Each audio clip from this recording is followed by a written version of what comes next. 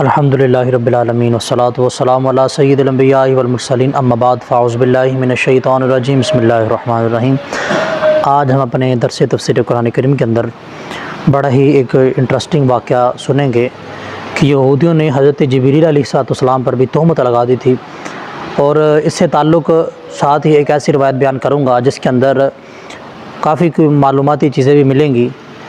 اللہ تبارک و تعالیٰ قرآن مجید کے اندر ارشاد فرماتا ہے کل ما کان عدو لجبریل۔ اس آیت کے تحت پہلے میں آپ کو ایک حدیث مبارکہ سناتا ہوں۔ مسند امام احمد طبرانی نے بھی اس حدیث کو نقل کیا۔ پیارا آقا علیہ السلام کے پاس مدینے کے یہودی ابن سوریہ، یہ ان یہودیوں کا پیشوا بن کر حضور علیہ السلام کے پاس آیا اور آ کر کہا کہ یا رسول اللہ صلی اللہ علیہ وآلہ وسلم، میں آپ سے کچھ علامت پوچھنا چاہتا ہوں، کچھ علامت پوچھوں گا، کچھ سوال پوچھوں گا کہ جس کے ذریعے مجھے یہ پتہ چل سکے کہ آپ واقعی نبی ہیں۔ تو حضور علیہ السلام نے ارشاد فرمایا کہ پوچھیے۔ ابن سوریہ نے پہلا سوال کیا کہ آپ مجھے بتائیں کہ آپ سوتے کس طرح ہیں؟ تو پیارا آقا علیہ السلام نے ارشاد فرمایا کہ میری آنکھیں سوتی ہیں، دل نہیں سوتا۔ ابن سوریہ نے کہا کہ آپ نے سچ کہا۔ پھر آگے اس نے ایک اور سوال پوچھا، اس نے کہا کہ مجھے یہ بتائیں کہ بچہ یہ کبھی ماں کی شکل پر ہوتا ہے، کبھی باپ کی شکل پر، تو ایسا کیوں ہے؟ پیارا آقا علیہ السلام نے ارشاد فرمایا کہ جو بچہ ہے یہ ماں باپ دونوں کے نطفے، دونوں کی منی سے پیدا ہوتا ہے، لیکن اگر جس کی نطفہ، جس کی منی گاڑی ہو، غالب آ جائے، زیادہ ہو، رحم کے اندر پہلے داخل ہو جائے تو بچہ اس کی شکل کے تابع ہوگا، اس کی شکل پر جائے گا۔ پھر ابن سوریہ نے کہا کہ آپ نے سچ کہا، اب یہ مجھے یہ بتائیں کہ، اور اس نے ساتھ یہ بھی کہا کہ اگر آپ نبی ہیں تو یہ نبی کے علاوہ یہ اس بات کا جواب کوئی نہیں دے سکتا۔ اس نے کہا کہ مجھے یہ بتائیں کہ بچے کے کون سے اجزاء باپ کے نطفے سے پیدا ہوتے ہیں اور کون سے اجزاء ماں کے نطفے سے پیدا ہوتے ہیں؟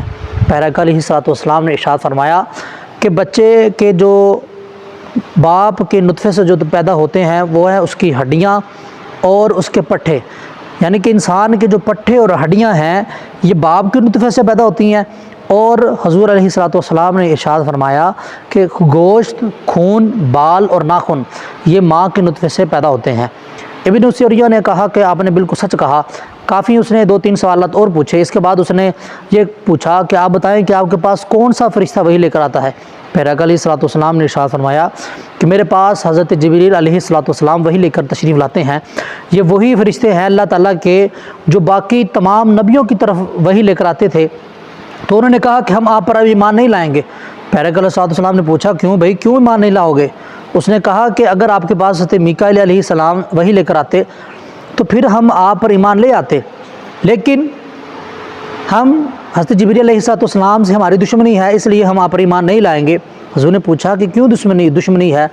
اس نے کہا کہ ایک تو یہ بات ہے کہ جو نبوت تھی یہ بنی اسرائیل کے اندر آ رہی تھی، اس نے جو ختم نبوت والا ٹائٹل تھا، ختم نبوت جس پر ہونی تھی، انہوں نے حضرت جبریل علیہ السلام نے جو یہ نبوت ہے یہ بنی اسرائیل کے ذریعے کی بجائے بنی اسماعیل کو دے دی، ایک یہ وجہ۔